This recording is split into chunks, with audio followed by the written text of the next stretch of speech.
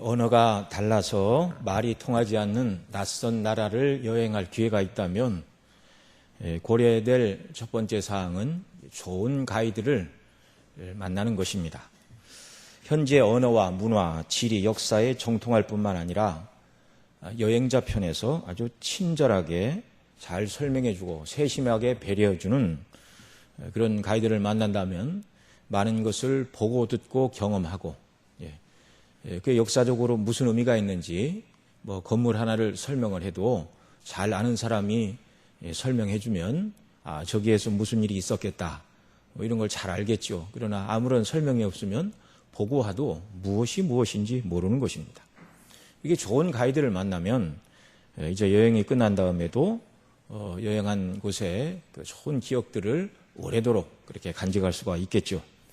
그러나 가이드가 있는데도 스스로 모든 것을 해결하려고 낯선 곳을 혼자 이것저것 돌아다닌다면 물건을 잃어버리거나 길을 잃어버리고 많은 고생을 할 수도 있습니다. 제일 안 좋은 것은 나쁜 가이드를 만나는 것인데요. 돈도 빼앗기고 물건도 잃어버리고 낯선 곳에 홀로 버려지는 그런 참 곤란스러운 경우도 만날 수가 있는 것이죠. 자, 이런 말씀을 드리는 것은 오늘 본문에 말하고 있는 양과 목자의 경우도 마찬가지입니다. 양 떼는 좋은 목자를 만나야 되죠. 그리고 그 목자의 음성을 잘 듣는 것이 양 떼가 행복한 가장 단순한 비결입니다. 그런데 좋은 목자를 만났음에도 불구하고 목자의 음성을 듣지 않고 자기의 마음대로 길을 간다면 우리에서 떨어지고 길을 잃고 목숨이 이태해지는 것이죠. 제일 안 좋은 경우는 무엇이냐면 거짓 목자를 따라가는 것입니다.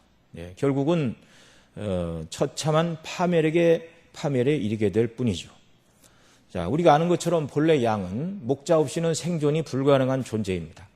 맹수와 더불어 싸울 만한 그런 근력을 갖고 있지도 않고 날카로운 이빨이나 또 발톱도 없습니다.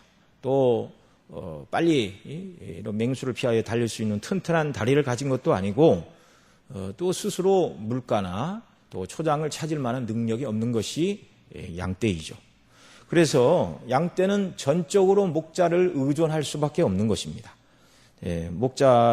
좋은 목자를 만나 목자의 인도를 잘 따라가면 처음 가는 길도 또 사나운 짐승이 있다 해도 아무런 문제가 없는 것이죠. 자, 그렇다면 주님의 양떼들인 저와 여러분은 목자를 잘 따르는 것이 무엇인가? 그것은 어려운 게 아니죠. 어떤 상황에서도 내 생각대로 하지 않고 목자의 음성대로 따르는 것, 곧 하나님의 말씀대로 순종하는 것이 양된 저와 여러분이 목자된 주님을 따르는 방식이라는 말입니다. 출애굽 이후 이스라엘은 모세가 전하는 하나님의 말씀을 듣고 자기들의 생각에 맞으면 좋아했고 조금 틀리면 아주 불평을 많이 하였습니다.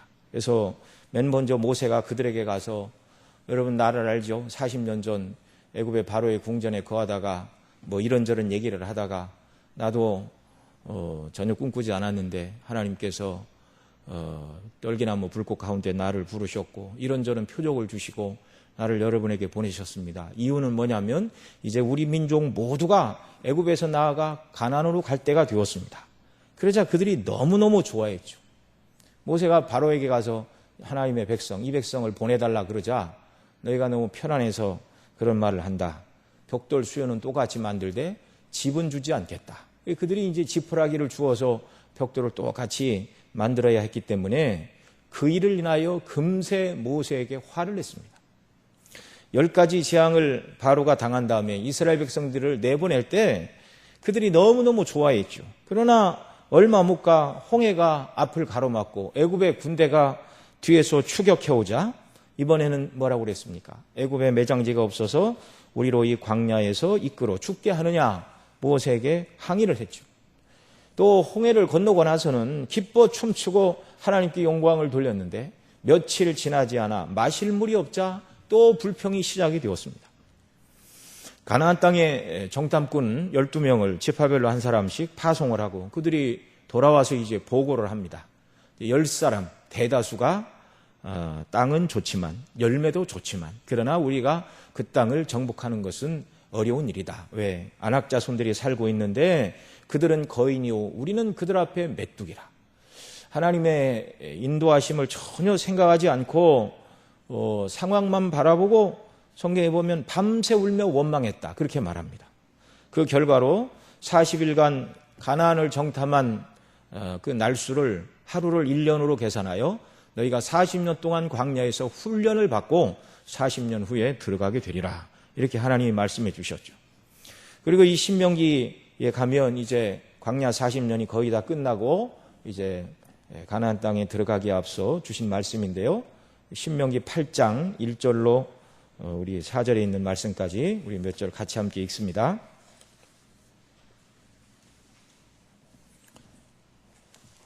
구약성경 대략 274면인데요. 신명기 8장 1절로 4절 한 목소리로 같이 읽습니다.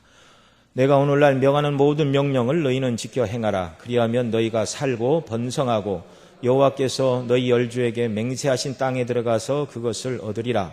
내 하나님 여호와께서 이 40년 동안에 너로 광야의 길을 걷게 하신 것을 기억하라. 이는 너를 낮추시며 너를 시험하사 내 마음이 어떠한지 그 명령을 지키는지 아니 지키는지 알려 하심이라. 너를 낮추시며 너로 줄이게 하시며 또 너로 알지 못하며 내 열조도 알지 못하던 만나를 내게 먹이신 것은 사람이 떡으로만 사는 것이 아니요 여호와의 입에서 나오는 모든 말씀으로 사는 줄을 너로 알게 하려 하심이니라. 아멘. 이들은 40년 동안 광야길을 걸었는데 그냥 단순히 불순종에 대한 대가로 징벌로 40년을 하나님께서 광야에 보내게 하신 것이 아니고 훈련시키는 과정이었습니다. 자, 무슨 훈련이죠? 거기 있는 것처럼 너를 낮추시고 너를 시험하사 내 마음이 어떠한지 그 명령을 지키는지 아니 지키는지 하나님이 훈련시키셨습니다. 너를 낮추시며 너로 줄이게 하시며 또 너로 알지 못하며 내 열조도 알지 못하던 만나를 먹이신 것은 사람이 떡으로만 사는 것이 아니요 여호와의 입에서 나오는 모든 말씀으로 사는 줄을 너희로 알게 하려 하십니다. 그들이 농사 지을 수 없는 광야에서 40년 동안 살았지만 하루도 밥을 굶지 않았습니다. 안식일 전날은 2배를 거두었고 그리고 안식일은 이제 거두는 일을 쉬었음에도 불구하고 전날 거둔 것으로 먹었고 매일같이 평일에 내리는 만나를 먹고 물이 없을 때는 반석을 쳐서 반석에 나는 물로 그 백성을 먹게 하셨습니다. 의복에 헤어지지 않고 발이 부르지 않게 하시는 하나님의 능력을 경험하고 나서 비로소 하나님의 명하시는 것에 이유를 달지 않는 자들이 되었다는 말이죠. 그 이후에는 이제 좀 달라졌죠. 그래서 요단강을 건너라 하나님이 말씀하시자 그 여호수아에 기록된 대로 몸에 거둘 때는 요단 강물이 강 언덕에 넘치는 때였지만 법궤를 맨 제사장들이 믿음으로 요단 강물에 발을 들여놓을 때 요단물이 상류 아담읍 변방에 쌓이게 되었고 그들은 요단강 바닥을 정말 발로 밟으면서 가나안 땅에 들어갔습니다.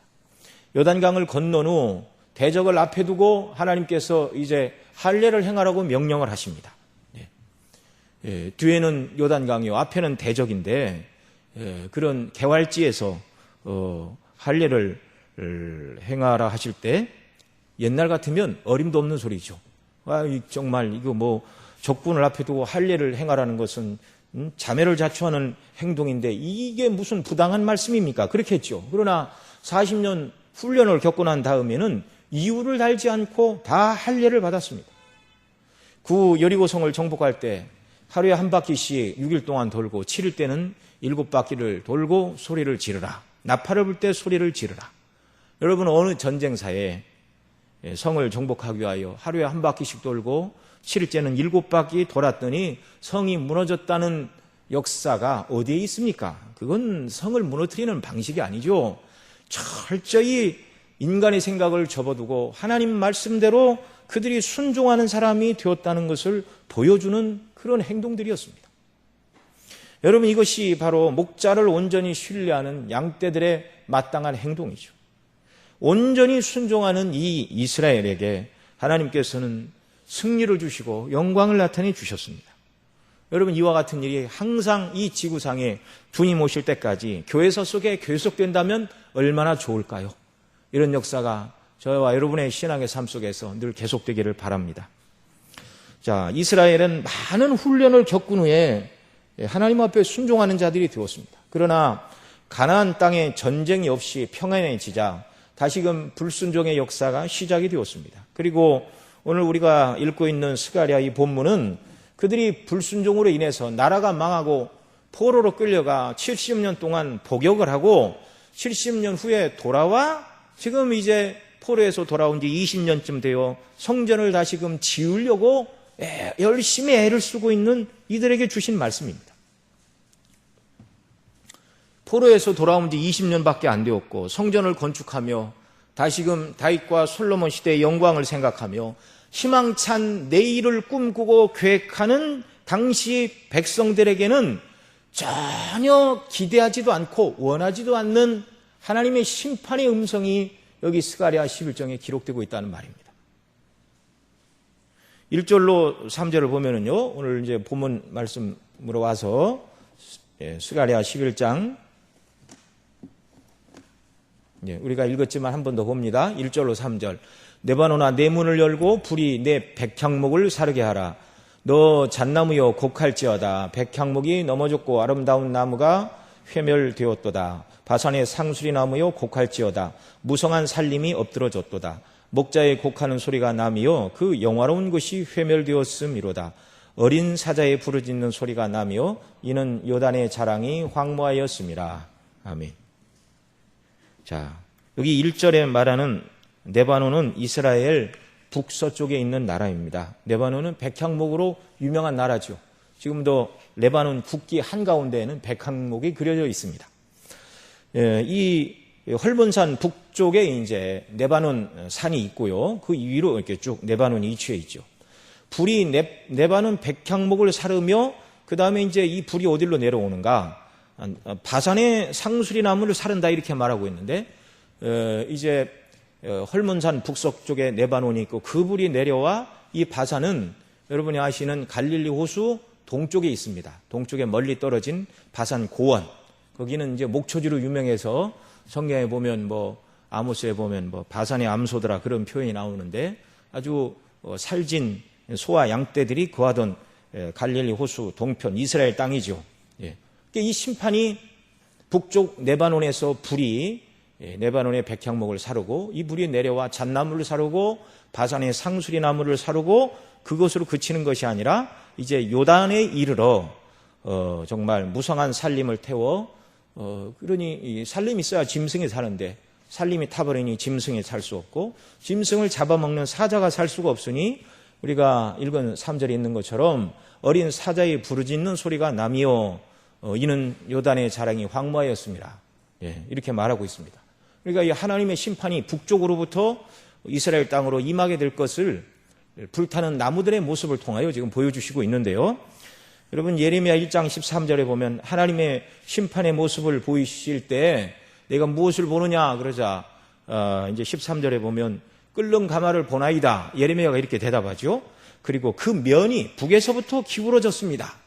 가마가 있는데 북쪽에서부터 끓는 가마가 이 끓는 물이 이렇게 북쪽에서 기울어져 이스라엘 땅으로 흘러내릴 것을 말하고 있는데 이거 무슨 말씀이죠? 북쪽에 있는 강한 나라들을 들어 하나님께서 그 백성을 심판할 것을 보여주는 말씀이었습니다.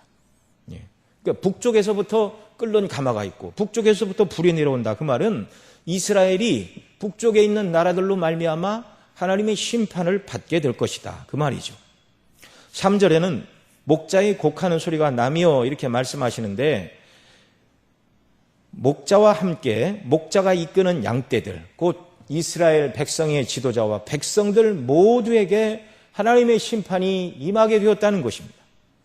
포로에서 돌아온 지 얼마 되지 않았고 말씀드린 대로 성전을 건축하며 희망찬 내일을 바라보고 또 성을 완벽하게 쌓고 또 정말 왕을 세워서 한번 완전한 국가를 만들어 보리라 이런 소망이 그들에게 있었죠.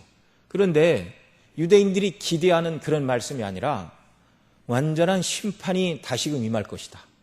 아주 두려운 말씀입니다. 그 이유가 무엇이죠?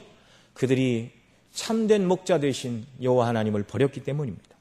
목자를 버리고 스스로 길을 찾았는데 잘못된 길이었죠. 그러자 그들에게 거짓 목자들이 나타났고 그 소리를 듣고 딴 길로 갔습니다. 우리가 앞서 살펴본 10장 2절에 보면 이렇게 말합니다. 대저 드라빔은 허탄한 것을 말하며 복술자는 진실치 않은 것을 보고 거짓 꿈을 말한즉 그 위로함이 헛되므로 백성이 양같이 유리하며 목자가 없으므로 곤고를 당하나니 내가 목자들에게 노를 바랄 것이다. 2절에서 목자가 없으므로 곤고를 당한다 이렇게 말하는데 백성을 위한 참 목자가 없다는 말이죠. 3절에서는 목자들에게 노를 바라리라 말씀하시고 있는데 이것은 백성들을 잘못된 길로 이끄는 거짓 목자들을 향한 경고의 말씀이라고 이미 살펴본 바 있습니다. 당시는 참 목자가 없는 시대다 그 말이죠. 그래서 거짓 목자의 소리를 듣는 그들이 결국은 망하게 될 것이다. 네. 그러면 이제 뒤에 가서도 말씀을 드리겠지만 왜 하나님은 그들에게 참 목자를 끊으시는가? 백성들이 하나님의 말씀 듣기를 싫어하니까 참된 목자가 끊어지고 거짓 목자가 활개를 치는 것입니다. 오늘날도 마찬가지죠. 말세가 되면 사람들이 귀가 거려워 자기의 듣고 싶은 소리를 듣고 진리에서 떠나는 경우가 있다. 이게 사도 바울이 디모데에게 경고했던 말씀인데요. 여러분 어느 시대나 참 하나님의 말씀에 귀를 기울이기를 원치 않으면 가려운 귀를 긁어줄 거짓 목자는 항상 준비되어 있다는 걸 알아야 됩니다. 자, 그들이 목자를 따르지 않았기 때문에 하나님이 심판을 말씀하고 있는데요. 이제 8절에 보면 더 명확해집니다. 우리 8절 같이 읽습니다. 한 달 동안에 내가 그 새 목자를 끊었으니 이는 내 마음에 그들을 싫어하였고 그들의 마음에도 나를 미워하였음이라 이렇게 말씀하십니다. 여기 말하는 한 달은 30일 문자적인 한 달이 아니라 짧은 기간을 의미하는 것입니다. 이게 다 예언이니까 상징으로 풀어야 됩니다. 새 목자도 역시 마찬가지죠. 이 부분을 주석하는 많은 분들이 이 새 목자를 개인적인 인물들 중에 어떤 세 사람을 꼽아서 설명하려고 했는데 참 그럴 때마다 난제에 빠지게 되죠. 어떤 사람은 유다 말기의 새 왕인 여호야김 시드기야라 말하기도 하고 또 이 미셸이라는 학자는 한 해에 3명이 폐위된 마카비 시대 유다를 괴롭게 했던 수리아의 새 왕, 한 해에 3사람의 왕이 폐위돼서 여기 한 달이라는 짧은 기간을 염두에 두고 그렇게 해석을 했는지 모르지만 이방 왕이 이스라엘 목자가 되는 일은 만무한 일이죠. 그러니까 적당한 해석이 될 수가 없습니다. 또 어떤 사람들은 이 새 목자가 중간사 시대 대제사장직을 돈으로 산 그 잘못된 대제사장들을 언급하는 것이다. 이렇게 말하기도 하는데 이 성경학자들마다 이 새 목자를 사람 개인으로 해석하면은 난제가 빠지는데요. 어떤 사람이 그 주석들을 다 모아 세봤더니 한 50명 가까이 된답니다. 이 세 사람에 들어가는 이름이. 이게 적당한 해석은 아니고요. 가장 무난한 해석은 새 목자를 이스라엘의 왕과 제사장과 선지자로 해석하는 것이 가장 타당할 것입니다. 실제로 이 말씀이 스가랴를 통하여 주어진 이후 스가랴 이후의 선지자는 말라기 하나밖에 없었고요. 말라기의 예언 이후 세례 요한이 올 때까지 400년간 이스라엘에는 선지자가 일어나지 않았습니다. 그 기간에 역시 왕도 없었고요. 제대로 된 제사장도 없는 그런 시대였습니다. 하나님께서 이렇게 새 목자, 이스라엘 백성의 목자에 해당하는 지도자를 끊으셨다 이렇게 말씀하는데 8절에 보면 그 이유가 무엇인가? 이는 내 마음에 그들을 싫어하였고 하나님의 마음에 그들을 싫어했고 그들의 마음에도 나를 미워했습니다. 그러니까 여기서 이제 그들이 누군가가 이제 중요한 내용이 되겠죠. 이 그들을 새 목자로 해석할 수도 있습니다. 그러니까 하나님께서 새 목자를 끊으신 이유는 내 마음에도 그들 새 목자를 싫어했기 때문이고 또 새 목자 그들의 마음에도 나를 미워했습니다. 이렇게도 설명이 됩니다. 그러니까 이스라엘의 지도자들이 하나님을 떠났다 이렇게 설명할 수도 있는 것이고요. 그러나 7절로 9절 문맥에서 그들을 좀 더 잘 설명하자면 그들은 양떼, 곧 하나님의 백성이라는 것을 알 수 있습니다. 7절에서 스가랴가 하나님의 명령으로 양떼를 먹이는데 이 양떼는 잡힐 양떼라고 말씀하고 있습니다. 7절에 있는 대로 내가 이 잡힐 양떼를 먹이니 참으로 가련한 양이라. 내가 이에 막대기 둘을 취하여 하나는 은총이라 하며 하나는 연락이라 하고 양떼를 먹일새 양떼를 먹이는데 한 달 동안 새 목자를 끊었는데 이는 내 마음에 목자를 끊은 이유가 무엇인가? 그들 하나님이 양떼를 싫어하였고 그들의 마음에도 양떼들의 마음에도 하나님을 미워하였기 때문이다. 그래서 9절에 보면 내가 가로되 내가 너희를 먹이지 않고 하나님께서 이제 먹이시지 않는다 그 말이죠. 이제 스가랴가 더 이상 먹이지 않는다. 하나님이 먹이시지 않는다. 그래서 죽는 자는 죽는 대로 망할 자는 망할 대로 그 나머지는 피차 살을 먹는 대로 두리라. 양떼들이 마음에 하나님 두기를 싫어하자 하나님이 목자를 끊어버리니 아주 비참한 결말에 이르게 될 것을 여기 7절로 9절에서 보여주고 계십니다. 당시 백성들이 성전을 짓겠다는 열심은 있었습니다.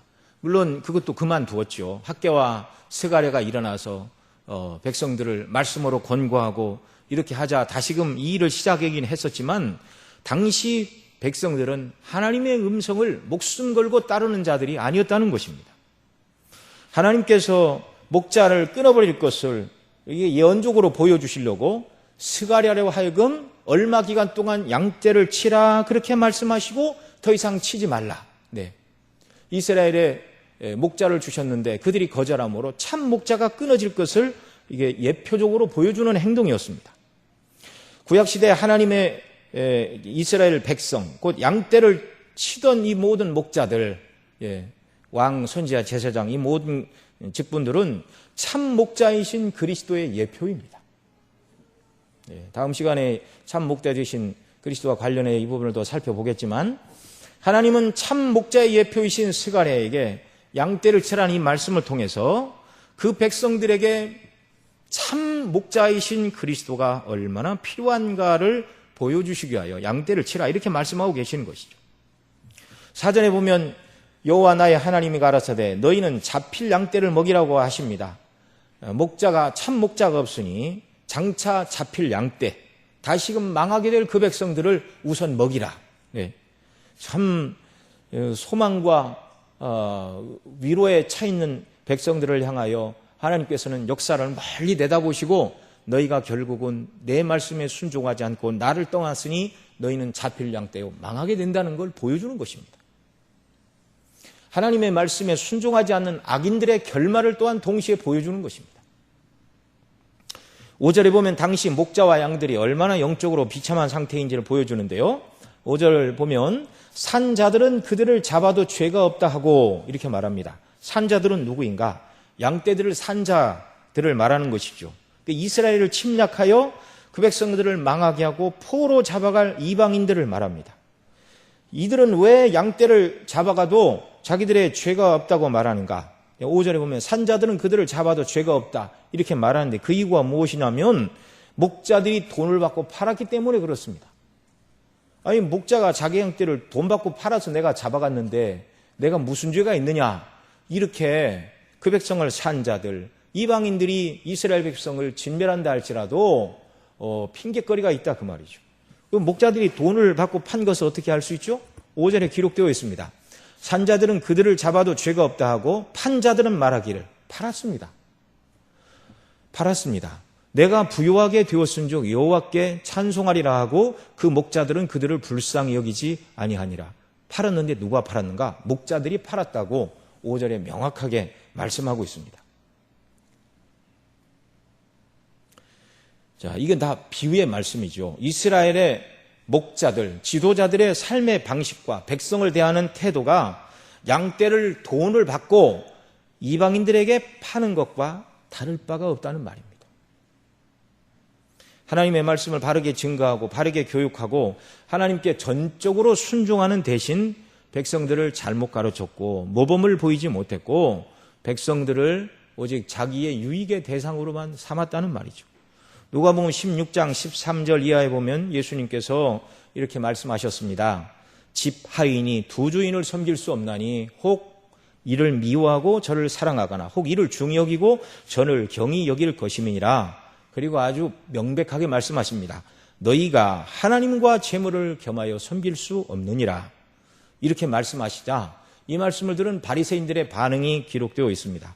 바리새인들은 돈을 좋아하는 자라 이 모든 것을 듣고 비웃거늘. 바리새인들을 향하여 하신 말씀이죠. 너희가 하나님과 재물을 겸하여 섬길 수 없다. 오늘 이 시대에 교회사 시대를 살아가는 모든 하나님의 백성들을 향하여 주시는 말씀이긴 하지만 1차적으로 예수님 당시 바리새인들이 이 말씀을 1차적으로 받았습니다. 너희가 하나님을 사랑한다 하면서 말은 그렇게 하지만 본심은 물질을 사랑한다. 이 예수님 당시의 백성들의 목자들의 모습이죠. 네. 말씀대로 가르치고 순종하는 것이 목표가 아니라 이스라엘 백성의 목자가 될 바리새인들이 목표는 돈이었다는 것입니다. 그런 행동이 하나님의 양떼를 돈을 받고 이방인에게 파는 것과 다를 바가 없는 것이죠. 목자들이 양떼를 팔고 나서 하는 말 뭐라고 그럽니까? 판자들은 말하기를 내가 부요하게 되었은즉 여호와께 찬송하리라.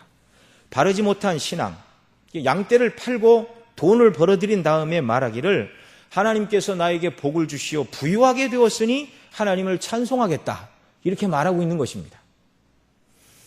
여러분, 오늘날 만일 정말 나는 예수님 믿는다고 신앙을 고백하면서 불의한 방법으로 돈을 벌고 돈을 많이 벌었습니다. 그러고 나서 그것을 하나님의 축복이라고 말하는 사람이 있다면 딱 이 모습입니다.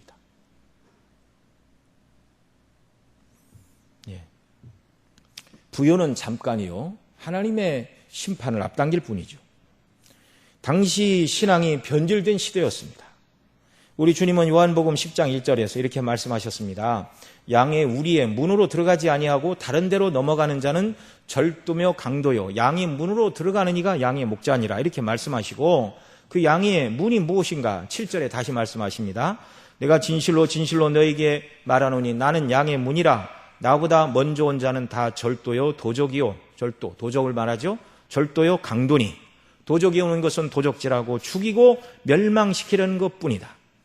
예수님 당시 백성들의 지도자, 백성들을 이끌어야 될 목자의 자리에 있었던 서기관, 바리새인, 백성의 장로들, 이들이 그리스도를 떠나 있었습니다. 구약의 핵심은 메시아를 통한 구원이죠. 그런데 잘못된 성경 해석, 세상 중심의 성경 해석으로 백성들을 잘못 이끌어 갔습니다. 주님은 양의 문으로 들어오지 않으면 절도요 강도인데 내가 양의 문이다 이렇게 말씀하지요. 그러니까 구약의 모든 내용은 다 그리스도입니다. 주님 말씀하신 것처럼 너희가 성경에서 영생을 얻는 줄 알고 성경을 상고하거니와 이 성경이 곧 내게 대하여 기록한 것이니라. 요한복음 5장 31절 말씀인데요. 구약을 그리스도와 상관없이 푸는 자들은 다 절도요 강도가 되는 것입니다. 메시아를 통하여 구원하신다 말씀하시고 메시아를 보내셨음에도 불구하고 그들은 메시아를 알아보는 눈이 없었습니다. 이 스가랴 시대의 백성들도 하나님의 말씀대로 순종하는 신앙은 아니었다는 말이죠. 자, 오늘 본문 5절 마지막 부분에 양떼를 판 목자들을 말할 때 이렇게 말합니다. 그 목자들은 그들을, 양떼들을 불쌍히 여기지 아니하는도다.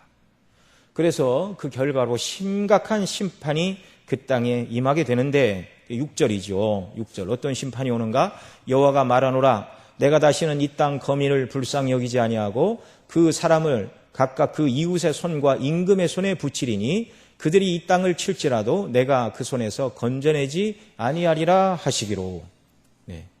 이스라엘 땅이 이제 아주 망해도 하나님이 긍휼히 여기시거나 돌보시지 않으시는 철저한 심판이 시행될 것을 이 말씀이 기록해 보여주고 있습니다. 여러분, 이런 일이 실제로 일어났죠. 주 70년 예루살렘에 이 일이 일어났습니다. 역사가들은 그 사건을 예루살렘의 멸망이라고 기록합니다. 유대인들과 로마의 전쟁으로 예루살렘은 완전히 폐허가 되었고 100만이 넘는 유대인이 죽었습니다. 하나님의 백성이 하나님을 거부하고 그리스도를 거부하고 불순종하고 세상을 따라간 대가입니다. 7절에서는 이 잡힐 양떼를 먹이되 막대기 둘을 취하여 먹이라고 하십니다. 여러분, 막대기는 시편 23편이 말하는 대로 여호와는 나의 목자시니 이렇게 말하면서 주의 지팡이와 막대기가 나를 안위하시나이다 이렇게 말하고 있는데, 목자의 막대기는 양을 치고 양을 보호하는 도구가 되는 것이죠. 그러니까 하나님께서 스가랴에게 2개의 막대기로 양을 치라, 이게 상징적인 행동이죠. 백성들을 말씀을 잘 가르쳐라 이렇게 하셨는데, 그 막대기 하나는 은총이라 쓰고 다른 하나는 연락이라 쓰라. 그러니까 연락이라는 말은 잔치라는 의미의 연락이 아니고 정확한 표현으로 얘기하면 연합, 하나됨이라는 뜻입니다. 하나님께서 그 백성을 대하시되 연약하여 넘어져도 늘 은총으로 그 백성을 대하셨다는 말이죠. 또 연락, 연합의 막대기로 그 백성을 먹였는데, 그래서 이스라엘 모든 지파가 하나 되어 하나님을 섬기도록 그렇게 지금껏 인도해 오셨다는 것입니다. 그런데 백성이 하나님을 싫어하니 하나님께서 목자를 끊으시고 결국 10절에서는 은총의 막대기를 취하여 자르라 하심으로 하나님이 그들에게 베푸셨던 은총을 거두신다. 14절에서는 연락의 막대기를 잘라버림으로 유다와 이스라엘의 형제의 의를 끊으려 함이라 이렇게 말씀하고 있습니다. 하나님의 말씀을 버린 자들에게 임하는 심판이 이와 같이 무섭고 두렵다는 것이죠. 여러분, 하나님을 버린다는 것은 무엇입니까? 하나님은 눈에 보이지 않으십니다. 하나님을 버린다는 말은 하나님 말씀에 순종하지 않는다는 말이죠. 어떤 사람들은 이렇게 말합니다. 나는 하나님을 너무너무 사랑한다. 그러나 내가 신앙생활에 열심을 내지 못하는 이유는 나의 형편과 처지 때문이다. 내 형편과 처지가 좋아지면 나는 열심히 하나님을 섬기고 사랑하겠다. 누가 이렇게 말한다면 그 말은 거짓말입니다. 하나님에 대한 참 사랑은 지금 하나님의 말씀대로 순종하는 것임을 기억하시기 바랍니다. 말씀에 순종하는 비결은요, 여러분, 우리가 정말 결심하고 결단해서 되는 것이 아니죠. 그리스도 안에 거하는 것 밖에 다른 길이 없습니다. 서두에 말씀드린 대로 출애굽의 구원을 경험한 자들이 광야에서 훈련받고 나서 순종하는 백성이 되어 물이 넘쳐나는 요단 강물을 밟고 요단을 건너 가나안 땅에 들어가 대적을 앞에 두고 할례를 행하고 믿음으로 여리고성을 도는 말씀대로 순종하는 자들이 되었습니다. 하나님의 구원과 능력을 경험했고 40년 동안 하나님이 어떤 분인가 훈련했기에 가능한 행동들이었습니다. 사도 바울은 이 출애굽과 광야의 사건을 고린도전서 10장에서 그리스도와 연결시켜 이렇게 말합니다. 형제들아, 너희가 알지 못하기를 내가 원치 아니하노니 우리 조상들이 다 구름 아래 있고 바닷 가운데로 지나며 모세에게 속하여 구름과 바다에서 세례를 받고 다 같은 신령한 식물을 먹었으며 다 같은 신령한 음료를 마셨으니 이는 저희를 따르는 신령한 반석으로부터 마셨음에 그 반석은 곧 그리스도시라. 저와 여러분이 그리스도의 죽으심과 부활하심을 믿음으로 그리스도의 이름으로 세례받은 자들임을 믿습니다. 광명교회 성도들은 신령한 식물과 신령한 음료를 마셨는데 그들을 따르던 반석 곧 그리스도를 통하여 주시는 음료를 먹었다 이렇게 말하죠. 여기 말하는 신령한 식물과 음료는 성찬의 떡과 잔을 의미하면서 사도 바울이 지금 이 고린도전서를 기록한 것이죠. 저와 여러분은 하나님의 말씀을 거부하는 자, 말씀을 거부하고 말씀에 불순종하는 목자를 떠난 양떼, 목자를 버리는 양떼, 목자의 음성에 불순종하는 양떼가 아니라 말씀대로 순종하는 복된 양떼가 되기를 바랍니다. 이것은 복음에 합당하게 생활하는 성도의 모습을 말하는데요. 말씀되는 대로 의지와 결심으로 되는 것이 아닙니다. 날마다 그리스도와 함께 내가 죽고 다시 산 자임을 기억하고 날마다 참된 양식이요 음료이신 그리스도를 먹고 마시며 날마다 주님의 구원을 묵상하고 은혜 안에 거하게 될 때 그 복음의 은혜와 성령의 능력으로 부족하고 연약한 저와 여러분도 하나님의 말씀에 순종하는 자들이 되는 줄로 믿습니다. 하나님의 은혜로 되는 것이죠. 하나님의 말씀이, 하나님의 성령께서 우리 속사람을 바꾸어 주시고 우리에게 능력 주시고 우리를 이런 사람으로 만들어 가시도록 우리가 늘 하나님의 말씀 앞에 우리를 내어놓고 늘 말씀을 묵상하고 말씀의 능력이 우리를 사로잡도록 말씀 앞에 우리를 내놓아야 하는 것이죠. 성령의 주권적인 역사가 개개인에게 임하기는 하지만 이런 일을 믿음으로 감당하며 도우심을 구하는 사람들, 이런 사람들을 하나님 오늘도 찾으시고 이런 사람들에게 말씀을 적용하시는 성령님의 역사로 복음에 합당하게 말씀에 순종하며 세상의 시리를 따르지 않고 주님을 기쁘시게 하는 자들로 이 땅을 살아가게 하시는 줄로 믿습니다. 기도하시겠습니다. 아버지 하나님 고맙고 감사합니다. 저희들에게 진리의 말씀으로 깨우쳐 주시고 성령의 감동과 교통과 정말 권능으로 함께 하사 하나님의 놀라운 구원의 영광을 깨닫고 은혜 받은 자로서 마땅히 하나님께 순종하며 하나님의 말씀을 이루는 삶을 살아갈 수 있도록 은혜와 국률로 함께하여 주시기를 원합니다. 이 광야와 같은 세상, 하나님의 말씀 없이 우리가 어떻게 살아갈 수 있습니까? 참된 양식인 말씀, 참된 음료인 하나님의 말씀을 통하여 영적인 갈증을 해결하고 주님이 주신 능력으로 이 세상을 힘있게 살아가며 주의 뜻을 이루는 저희들이 되도록 은혜 더하여 주옵소서. 우리 구주 예수님의 이름으로 기도드리옵나이다. 아멘.